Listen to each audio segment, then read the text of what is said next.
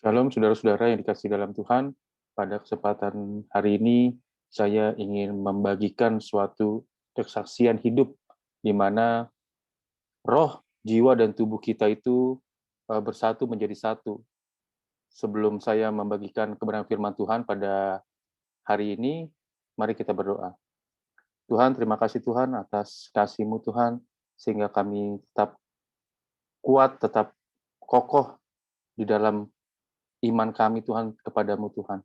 Kau berkati kami, Kau persiapkan hati kami, bukan hanya sekedar mendengar Tuhan, tetapi biarkan firman itu hidup di dalam setiap kehidupan kami Tuhan.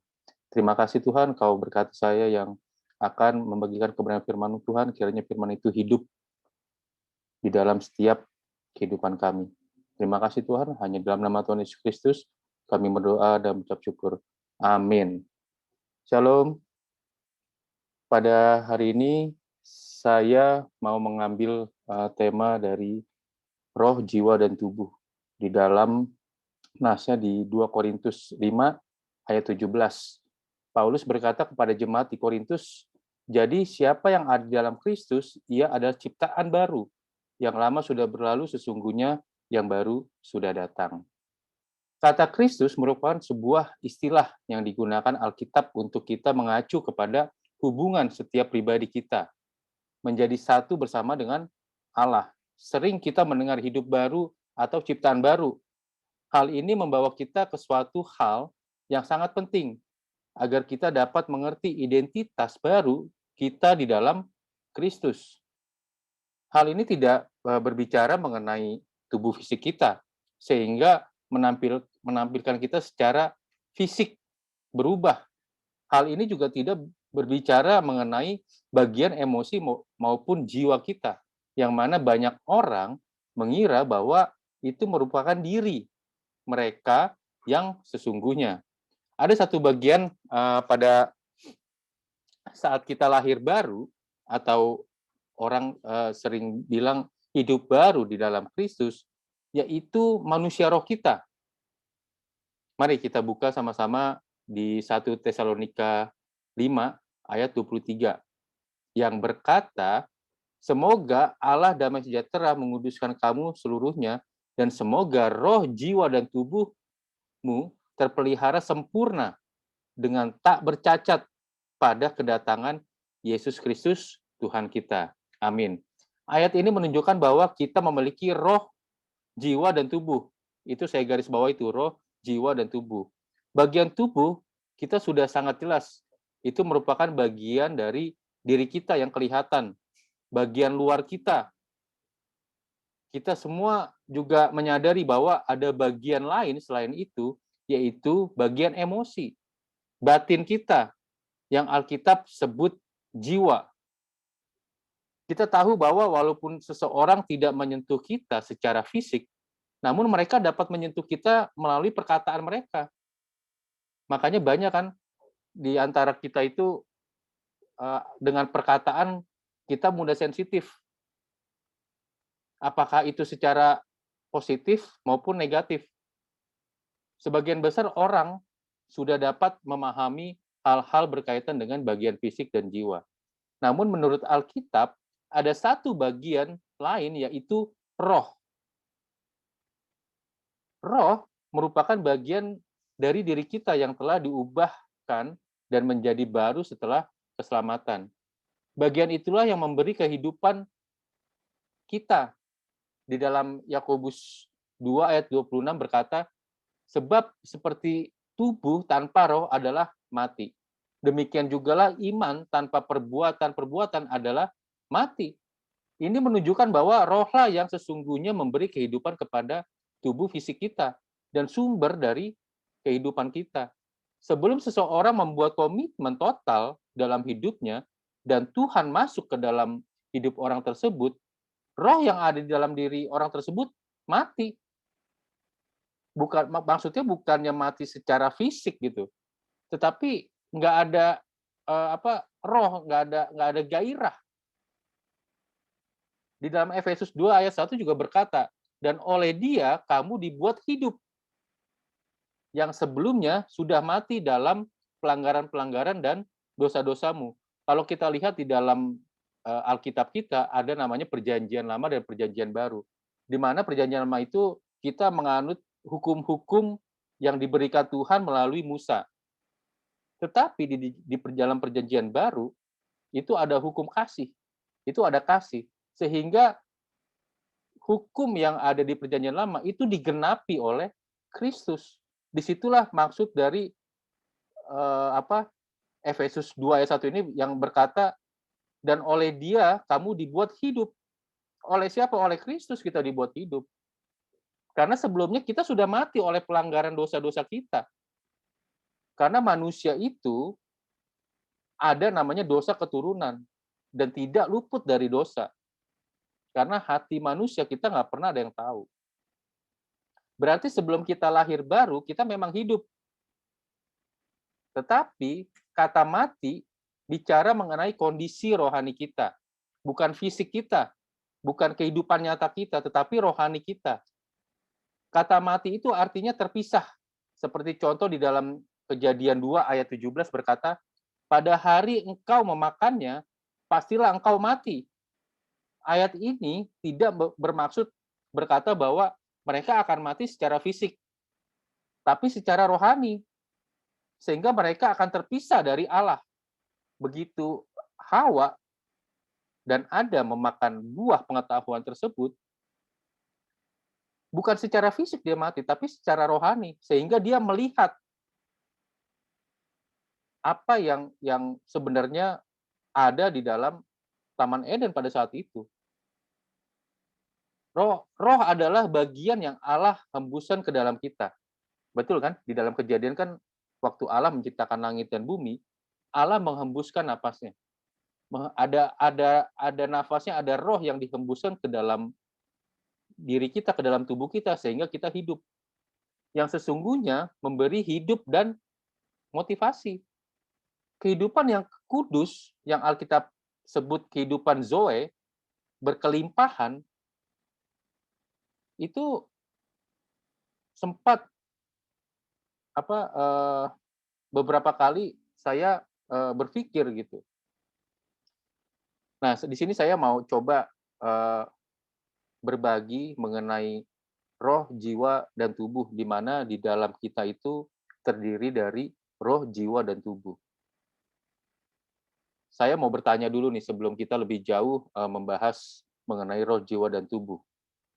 Mana lebih berat 100 kilo besi dengan 100 kilo kapas? Tentu jawabannya kita semua pasti secara serentak, secara cepat berpikir beratan besi gitu kan. Karena kita melihat fisiknya.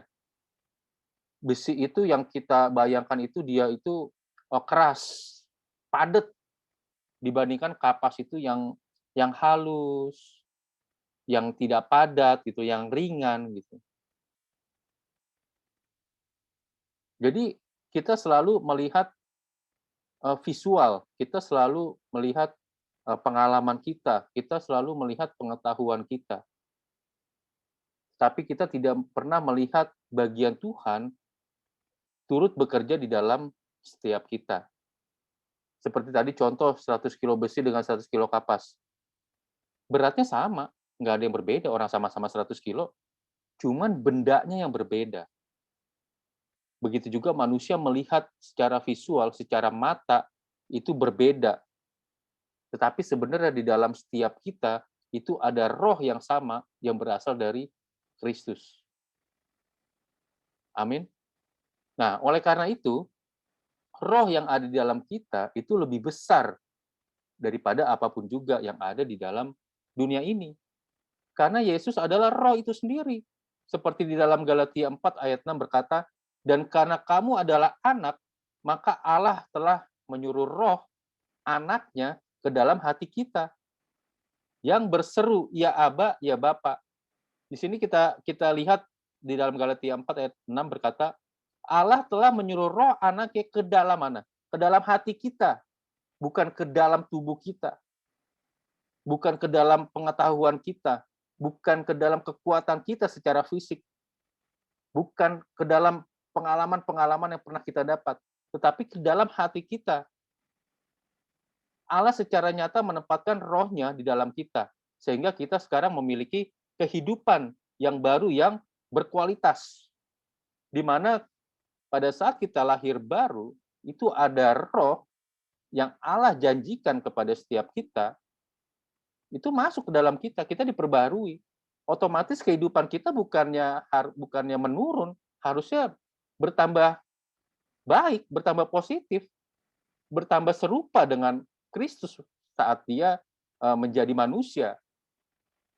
Tetapi banyak sekali kita lihat di luar sana, dia sudah lahir baru, kok perilaku dan tingkah lakunya tidak menunjukkan dia itu sudah lahir baru gitu. Di situ kita perlu tanya kepada diri kita masing-masing. Bukannya hanya sekedar kita dibaptis, kita lahir baru, tetapi kita harus berubah secara mental kita, secara pikiran kita, secara hati kita harus berubah. Nggak bisa kita hanya ikut-ikutan, kita hanya sebentar saja. Kita harus berkomitmen kepada diri kita, kepada Tuhan, bahwa kita tuh benar-benar ingin berubah. Amin. Mari sebelum kita melanjutkan mengenai roh, jiwa, dan tubuh ini, saya mau membagi suatu kesaksian di mana saya itu ditangkap oleh Tuhan. Pada saat itu saya baru menikah. Saya dari kecil itu Kristen, tetapi Kristen secara KTP. Cuman formalitas saya ke gereja. Setiap minggu, pokoknya sebagai seorang Kristen, saya wajib ke gereja. Udah, that's it, itu aja. Saya setiap minggu ke gereja, saya memberi persembahan, saya memberi perpuluhan. Udah. Itu saya dulu. Tapi begitu saya tahu kebenaran yang benar-benar saya dapatkan, ternyata sebagai seorang Kristen itu bukan hanya sekedar formalitas, hanya sekedar memberi, hanya sekedar mengasihi, tetapi kita juga harus memikul salib Kristus. Di mana kita itu